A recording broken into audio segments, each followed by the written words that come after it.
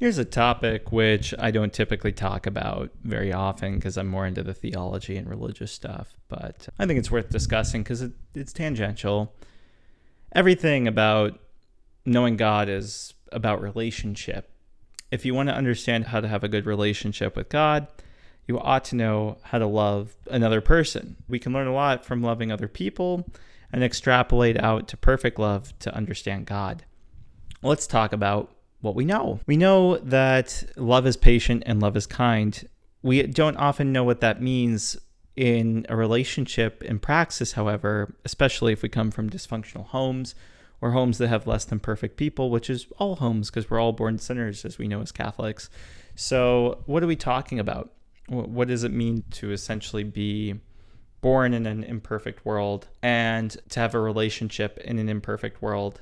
What can we learn from it? We can learn a few things. The primary thing is when you love your dad, what do you want to do as the child in relation to your father? Typically, we want to please him. We know this throughout human history and society that most young men and young women want to please their father. Some struggle with this because they have imperfect dads. We've all had a dad who has either been disappointed in something that we think is good in us, or a father who just is impatient with our various interests. He's a busy guy. He's tired. We know these things. But we know that a perfect father would be infinitely patient with us. Yet, he would want to hold us to a high standard. He'd want us to be the best we could be. We know this phrase, the best you could be. This is a constant phrase that we use for teachers and for fathers. They like to have their students and their children be the most they can be. And yet love requires us to be patient and not to push people. A tiger mom or a tiger dad who gets their kid into a very good university by being a hawk of a parent, we somehow know is intrinsically less loving than ideal because those parents and those children have strained relationships. And so we know that there's something a little bit off in the home that prioritizes, let's say, academia over all, über alles, right? We want to see acts of will that are done out of love as being the primary driver of action. And so I want to do good in school, not only because I care about myself, but because I want to make my dad proud, my father figure, whoever that is. So that could be my teacher, that could be my transcendent self, you might call it like this. But in general, we do well because we want to please this authority which is above us so that we receive praise. Thank you so much. You've done wonderful. We want recognition from one who has the authority to recognize. And so that is typically the relationship between a child and a parent, where the parent ought to recognize the child and then console them when they don't fully live up to everything they could do, or they make a mistake. You make a mistake, you don't want your dad to say, "How dare you make mistakes in my house?" No, you say, "That's all right. You'll do better next time, champ. We're rooting for you, and this isn't the end of the world." So we want to hear that from our dads, and we want to hear that from our moms in another sense. And we don't always get those kind of parents. And if we do get them, we don't get them consistently because a bad day at the office turns into, "I've had about enough of your yip yapping today," right? And so we don't like to hear that from our parents. But not to criticize my dad, I'm just giving examples of something we can all relate to of an imperfect dad or mom and what we typically respond to those things with. What is a good dad then? Does our good dad hit us into being good? No. Love doesn't allow violence, right? Love is patient, love is kind. It doesn't mean that love isn't scary. The scariest thing about God, why do we fear God? We don't fear God in the sense that we're very nervous that he'll strike us down with a lightning bolt like Zeus. We fear God because we know his love. And when you love somebody, you fear the disapproval of them, or better said, letting them down. We are afraid of letting our loving Father down. And this fear is what drives us when we say, You ought to love the Lord your God, but you also ought to fear him. Yes, we ought to fear him. If I do something wrong, I don't fear going to hell as much as I fear disappointing my dad, which is hell. If your conscience is fully built out and you have a perfectly loving father who loves you infinitely, and you're a bit of a tweed, let's say, your dad's going to look at you like, not a fan of that one, bud. And if I say that to you, you don't know me, I'm a guy on the internet, not a big deal. You can brush that off. The man who gave you life, who raised you since you were little and took care of you, all the good things in your life come from this person. And that guy tells you, not cutting it, bud. Your heart would melt. You would say, oh my gosh, Dad, I am so sorry. I am so sorry. Not because we're afraid Dad will hit us. No, Dad's not going to hit us. Dad's going to say, look, you can do that behavior, which you've done over there. I don't like it. It's not for me. I'm not going to permit it in my house, and I'm not going to be around that.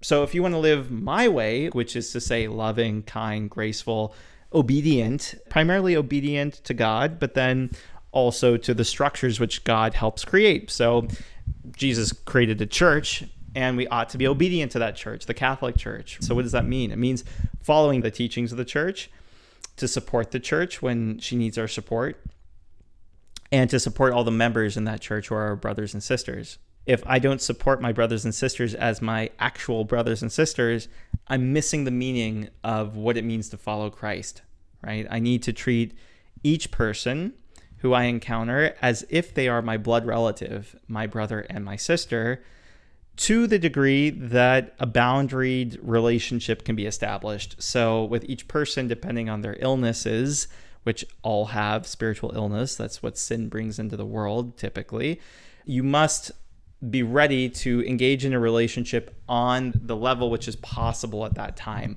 which is not to make yourself into Jesus Christ personally and to save the world, but to be like Christ and to say, hey, follow me. I'm going to take care of you to the ability and capacity which I have, and to the level which you're able to accept and receive my love, which ultimately comes from God, from Christ. Because as a Catholic, I know that my capacity and my willpower is weak. It's not strong enough to do anything very good for very long.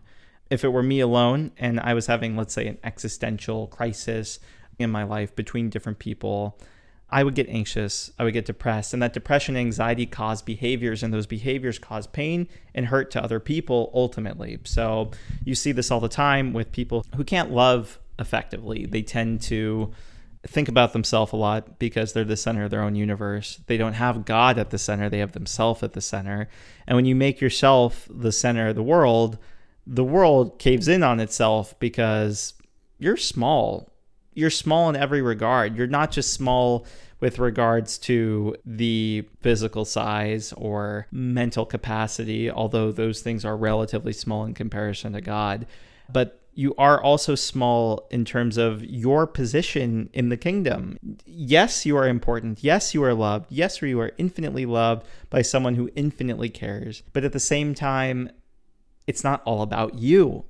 You're not the star of the show. We are a family, and the family is the star of the show. We are the star of the show, not you personally. You are a member, a cast member in a play. And Jesus is the superstar. To quote Andrew Lloyd Webber play, Jesus Christ is the superstar. And he's more than the superstar. He's the savior and he's the redeemer. So we as Catholics know that saints all play a role within Christ's kingdom, and they also contribute via the grace of Jesus Christ. Without Jesus Christ, I would be a worse person. That worse person would not contribute as much as this person does, who has his abundant love on a daily basis that's made manifest, that's palpable, touchable, visible, and knowable. So without all that love, I couldn't share a quarter of it with you. So the very early spiritual life with Jesus Christ looks like a very selfish relationship with a father who loves you, which is, Dad, can I have ice cream? can I have ice cream?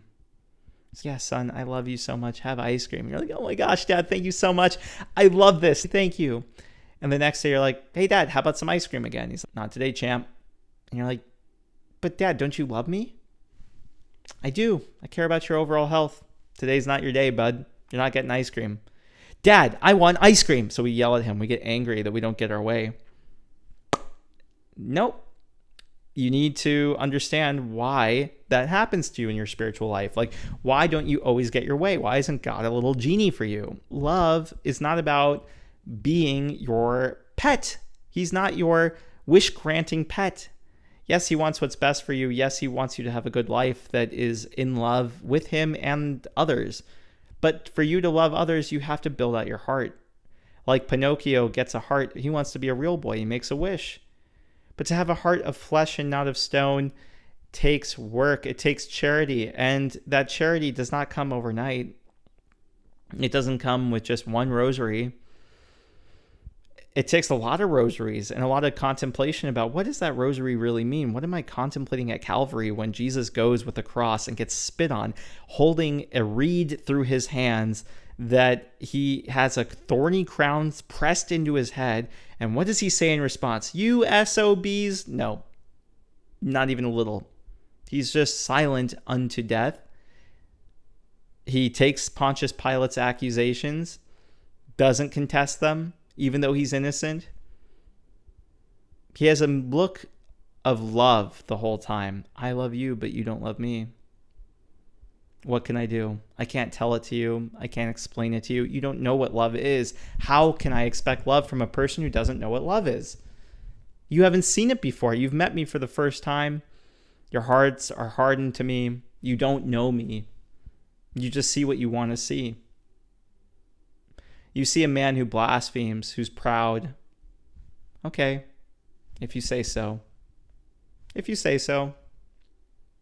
What more can you say to a person who has a narrative about you in their head that's not real? You think you're God? I am God, he says.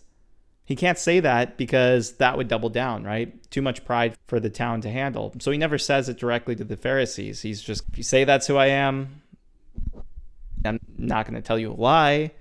But if I tell you yes, it's true, you'll kill me sooner. What can I say? I am who I am, as Jesus Christ says.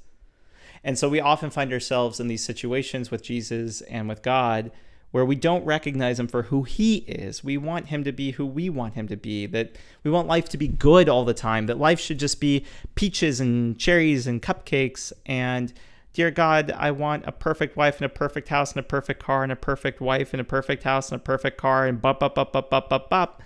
And that's very little to do with love, my friend.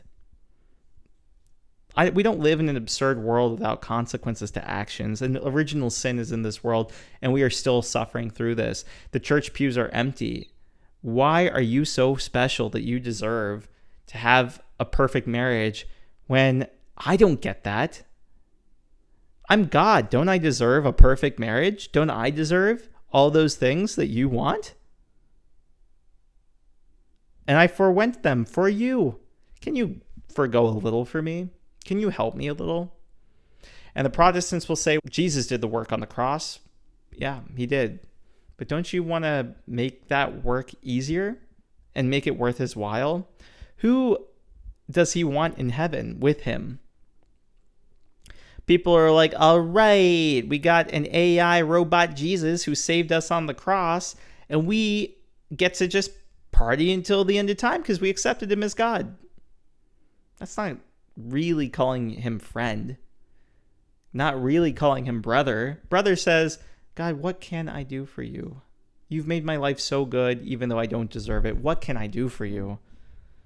And so many people preach the gospel incorrectly and incompletely and lead souls astray because they don't ask, am I doing this right, God? Am I doing what you wanted? They have a religious experience once. They have some metanoia, as we call it. They repented.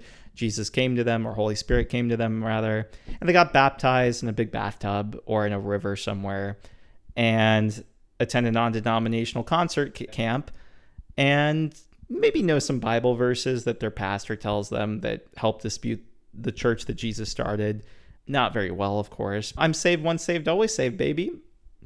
No confession needed. No contrition. Yeah, I can get mad at my neighbor again because, I'm saved. Jesus saved me, did the work on the cross.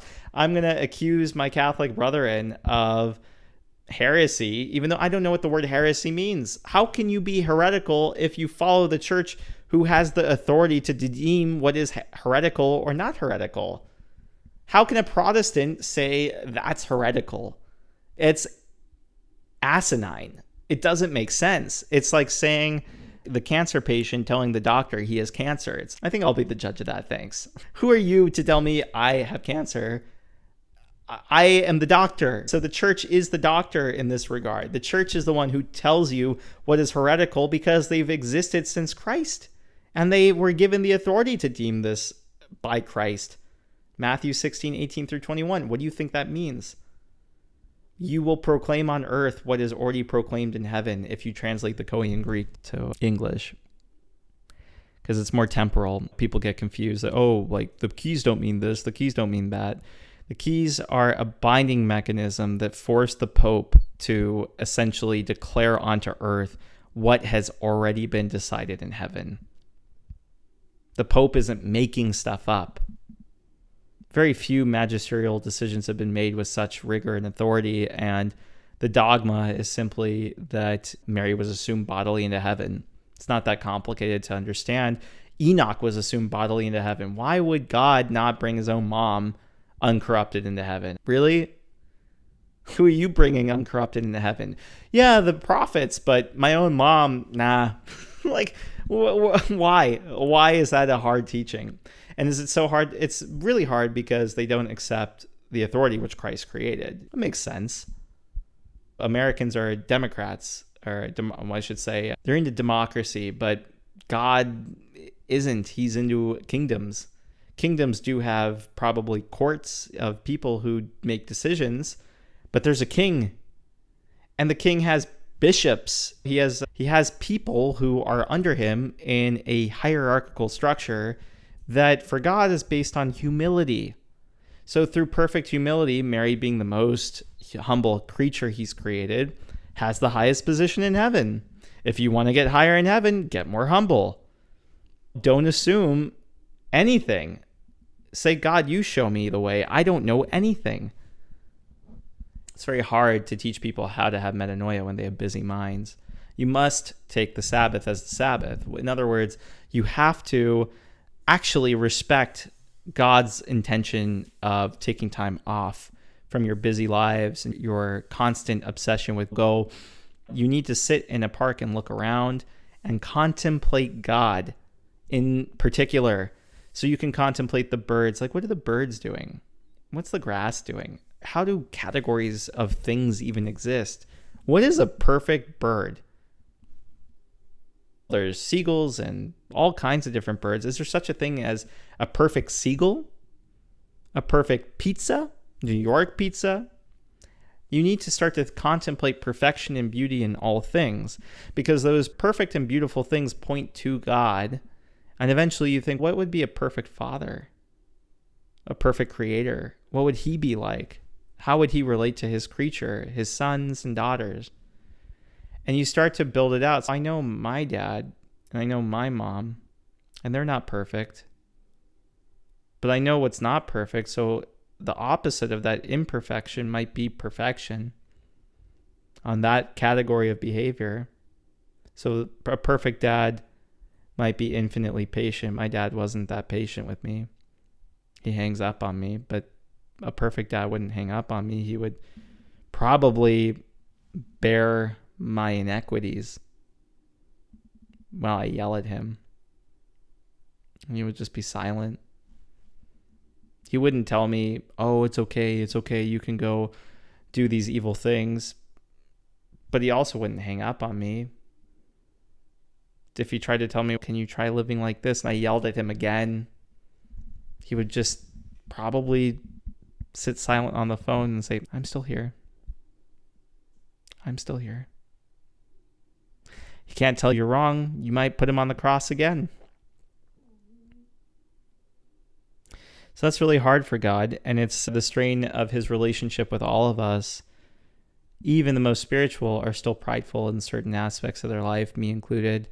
And on those things, God gives us silence. He doesn't come into our life barging in and saying what to do, because he's kind of already told you what to do. You already know what to do. You're Catholic, you know the catechism. You know what love looks like. You've practiced it. I've watched you do it yesterday, the day before, and the day before.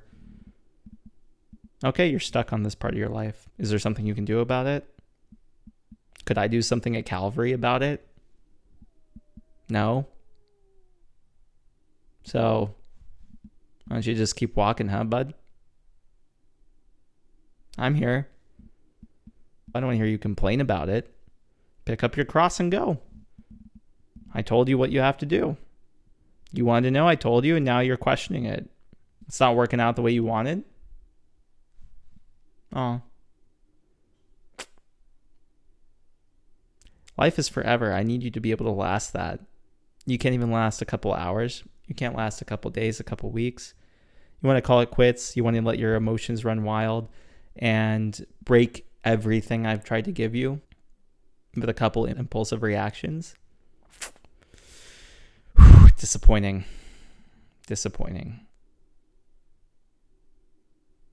This is the importance of cultivating the virtue of patience, because patience allows you to endure these moments of desolation. But if we're anxious and we don't love God, therefore we have too much fear in our heart, it's very hard for an anxious heart to rest. And an anxious heart commits great sins. So it's very important that you pray. Praying not only gives grace to the saints through Christ, if you pray for intercession, or you pray directly to Christ if you're still confused about what the communion of saints is, that's okay. But those prayers matter for two reasons. First is contemplation. Not only when you pray are you petitioning for something, which is the first part of prayer, but the second part of prayer is you're contemplating something or someone. If you're praying to Mary, you're contemplating the perfect woman. What did the perfect woman do, by the way? What is she asking us to do? She said yes to Jesus. That's all she did. She gave her yes to the Father, in essence, to the Holy Spirit, the angel Gabriel, to allow for her to give a virgin birth. She said yes to the incarnation. So her consent means that she's a perfect woman. In other words, she made it easy on God. She didn't say, wait, before we do that, okay, you need to explain a couple things to me, because I don't know. What does that mean? What about my husband? What about Joseph? What about the society that we're living in? What are they going to think about it? You can't just go around doing this. No. She said, you're the Lord my God? Yes. But I don't know how, but okay. That is the perfect woman. That's what the Bible describes as the perfect woman, the mother of God, the Theotokos. And so when you compare that to how are you as a man or woman living up to the standard of Mary's consent? Because as a man, we are part of the church, and we refer to the church as she. And Mother Mary is the mother of the church. So if you're constantly critiquing the Pope, what are you doing? There's one thing to dislike certain aspects of the church. For instance, there are a lot of bad priests. There's a lot of confusion around catechistical teachings for pre-Vatican II and how Novus Ordo goes about reverence. There's a lot of problems, and it shows up by the fact that the pews are empty and the catechesis is weak, and every kid who's ever said, I went to a Catholic high school, I know what it means to be Catholic, is okay with abortion for some of them. So they don't know, they don't have any catechesis. So our catechesis in the church right now is extremely weak in certain parts, and I can't really figure out where this is, but they find me on the internet somehow to tell me about their bad catechesis and to make a fool of the church and themselves, and that's really sad. But this is a product of 1970s parents as well. So it's not just the church's fault, but there was watered down Catholicism and watered down faith. So there's an old adage about this topic that weak people create a bad society. A bad society requires good strong people to come, and they make a good society, which makes weak people. So we get into these ruts. The idea of the church is that we should be able to overcome that, and that is the importance of the rosary. As the world gets more comfortable and more comfortable over time, we can start to learn why the rosary is so important for us. The rosary is important because we join Christ at Calvary when the world around us is materially getting quite easy and good. You're almost getting instant delivery of packages, services, and this is creating hearts of acedia. In other words, we're spiritually lazy now. We don't really need to work that hard to get anything in this life that is material. And yet love is still so elusive in this hyper-materialized world. You can order anything from Amazon.com right now, but you can't keep a relationship for more than a couple weeks with these dating apps because you've deleted God from your life. But even the people who believe in God don't really believe in God, like in Jesus Christ. Who is he? What did he do for us at Calvary? How do I say thank you? And how do I live more like him? And how do I live more like Mary? How do I suffer for love? How do I not throw people away like disposable nothingness? The dating app culture has taught people that people are disposable, that you can swipe through, pick a person, don't like them that much anymore, or maybe I'll sample a couple others because I'm too anxious to stay with just one. It's sick. But this is the culture of anxiety and acedia. In other words, like people have no moral fortitude whatsoever anymore. It's just based on an anxious, depressed society of people who are doing their best without God.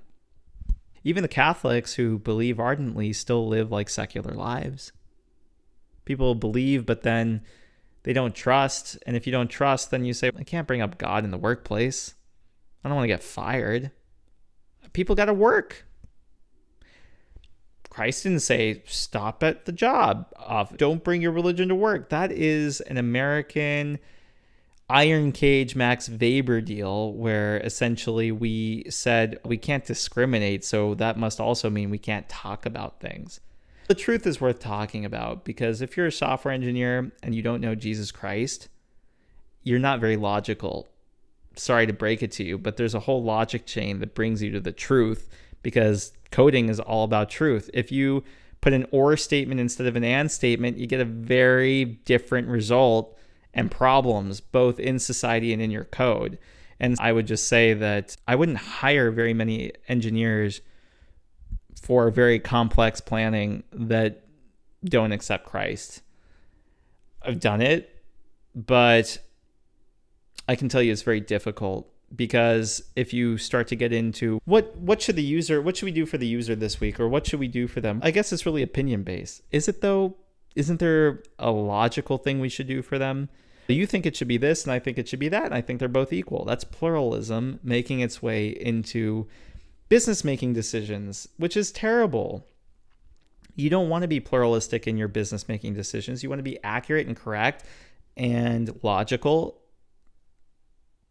Then they say, oh, we could just test it, A/B test, A/B test. Let me A/B test reality. If you A/B test reality ad infinitum, you haven't done any critical thinking in your life. You're just like, what if we make this button a little pink and this button a little less pink, and we test them to see which one performs better? It's okay, but like, why does that perform better? We don't need to know why. Why doesn't matter. All that matters is that this one's better. Okay, the why is the crux. And so if you ever want to know the truth in any matter, you have to find the crux. The crux is literally the cross, ironically, not really, because God created a language, but the cross of where logic meets its either or position, where either this is true or that is true, but they both can't be true. This goes for comparative religion, like Islam, the Quran. They rely on the Bible being either corrupted if you talk to some of them, but the Quran relies on the Bible as being somewhat authentic in the sense that Surah Yunus 1094, which basically says that if you're ever in doubt, Prophet Muhammad, please go talk to the Christians or the Jews. if they went and talked to them at the time, they would have been like, Jesus Christ is God. Not the Jews, of course, but Jews didn't really exist at the time, since that was the beginning of rabbinical Judaism, the year 300 or so. And by 425 AD is when it was literally impossible to sacrifice another animal. So the Levitical priesthood was already gone. So it was just the Christians, as the Catholics at the time, that still existed. And at the time, 600s, like 500 to 600, I don't quite remember when Muhammad got his satanic revelation, but the Catholics already had a canonized Bible. The 73 books was already canonized. And so they would have told him, like, no, it says right here that Jesus himself is God. So he's not just a prophet. But he didn't listen, and he created a false religion, and now you have a lot of people who follow him. And the thing about Satan is he's very clever, and not to get into it too much, but Muslims are quite nice people in certain regards. Not all, of course, like the ones who put bags over people's heads, not the coolest friends that you could have. But in Morocco and other countries, you will find mystic Muslims and others who are quite charitable, quite nice and loving people to a degree, as much as you can be nice and kind when you flirt with God and the devil. So it's a cult in a sense, but they're charitable. They're charitable. And there's no doubt that if you want spiritual power, you have to get closer to God. If I want to siphon power away from God, I have to get as close to him as possible and then fly away from him with the gifts which I've obtained, right? That's the logical way to take from God and run away from him. And that's the dynamic that a lot of those guys get into. I don't think they realize it, of course, because they're being misled by Satan. So I would never judge them for making the mistakes that they do. But I would say that you ought to stay away from Islam and the spirituality within Islam, because it's quite dangerous, despite some pretty decent truths that they've uncovered through their occult practices. And one can't deny that there are pockets of siphoned truth from God that even perhaps some Catholics don't even know within Sufism and Islam. But I wouldn't go there. It's like, I don't stick my hand into a Venus flytrap to see how it feels just because I want to learn what stickiness feels like. Yes, there are some spiritual realities in there, but there's a lot of deceit that as a human being, you're not really designed to fight at. That is spiritual warfare on a level that one ought not to get into. Where was I? I wanted to still, like, the whole point of this this video was to talk about relationships in general and what it means to love somebody. And what is a relationship? A relationship is a metaphysical thing. It is a thing that exists between two people.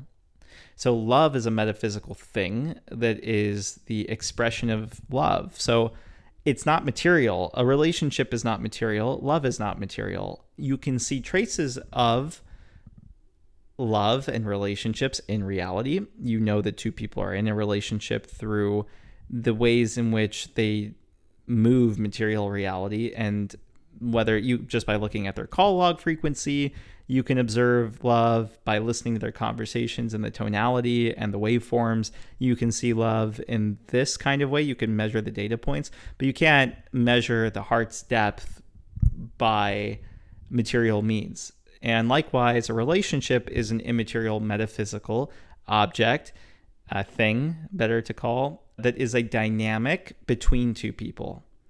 And there are different types of relationships. There is friendship, there is romantic partnership, there are lots of little ships that you can go on, right? And those are metaphysical ships. And that same ship can be used to go between two people or between you and God. And you have to build out your ship. It's a real ship. And when you build out a ship, it requires both parties to contribute to that ship. So if you want to get close to God, you start to petition him and say, God, I want to know you. And he says, I want to know you too, but you can't hear me yet. So let's start building this ship. So you start praying, and you pray on your knees. Why on your knees? Because that's reverence. You're saying, I'm ontologically finite and you're ontologically infinite. Thus, you are above me. And many people have a hard time with their pride, thinking that something is above them. Let me tell you, many things are above me. God is certainly above me. The Pope is above me inside of the church. My priest has authority over me in certain regards in terms of whether or not I can partake in the Eucharist and whether or not I can go to confession or he'll listen to my confession or if, these kind of things. And the bishop has authority over the priest and so on and so forth. And so thus the bishop has authority over me with regard to my spiritual life.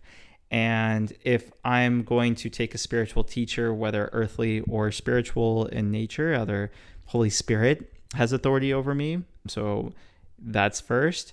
But all the saints, in some way, I give and submit to authority within them and say, you have been recognized as having spiritual perfection.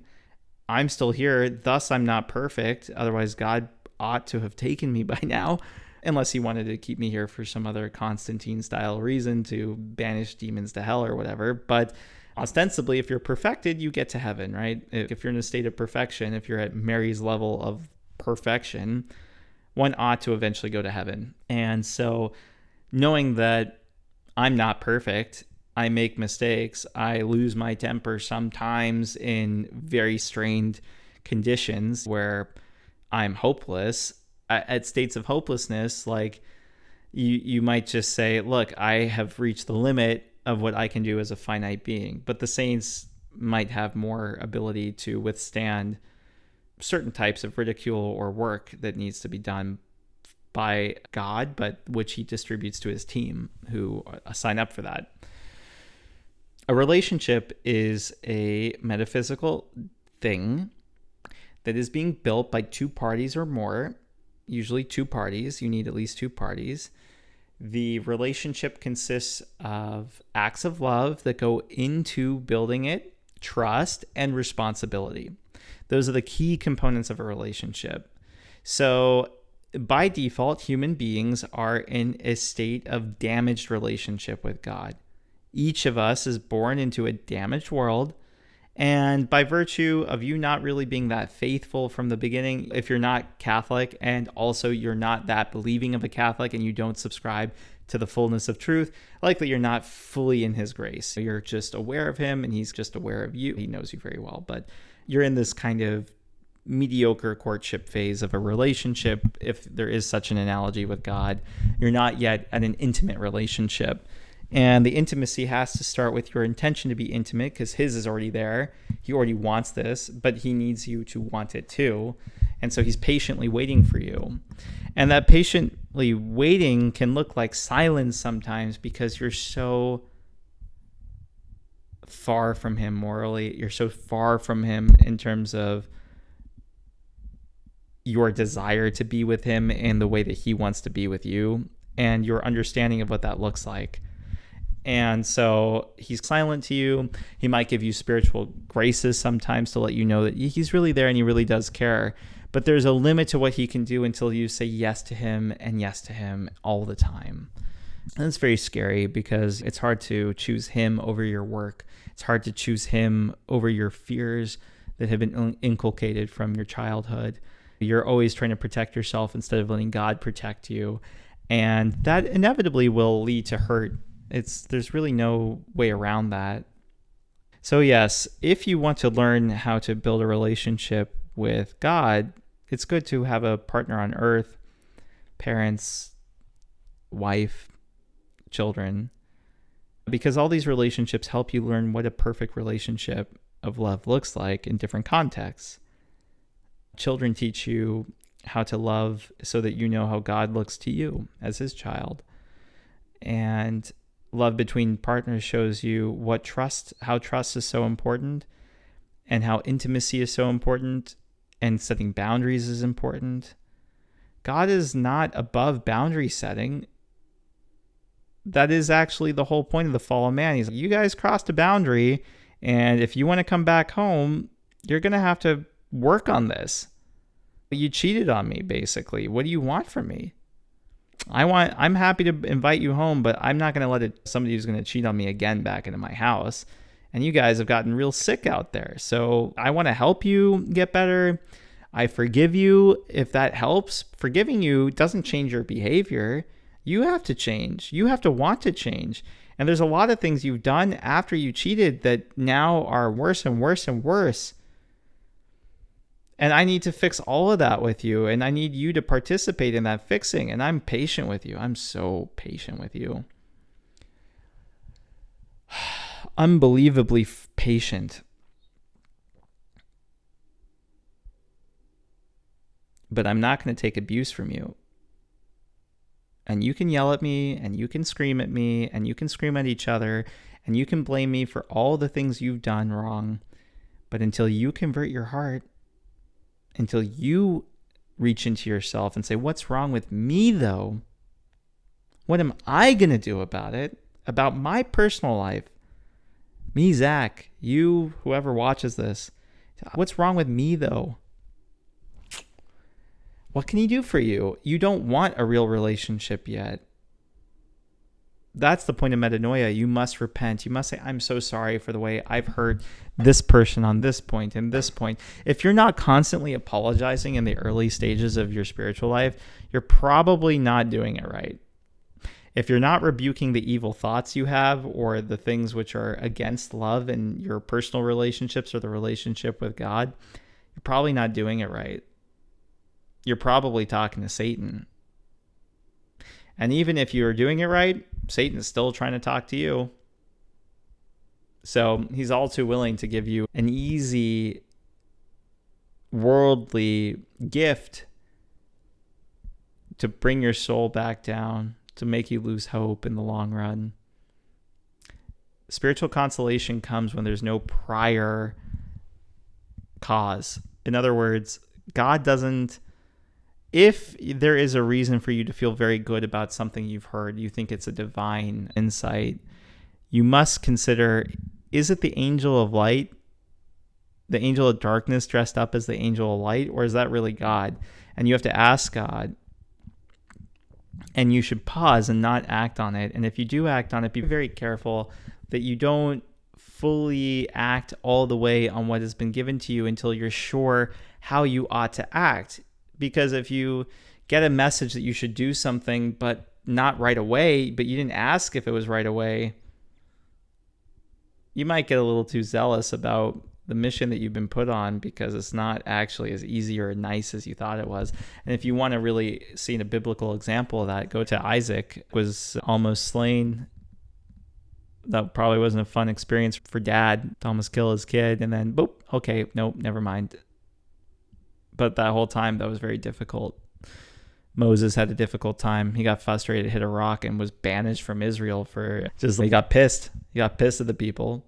You want water? I got you water. Boom. And he's like, all right, dude, I don't want a haughty heart. That's not the deal. Sorry, bud, but you're dying out here in the outer lands. And he was his most beloved. And this is God's way, is he's trying to perfect us for an eternity, not for a quick thrill.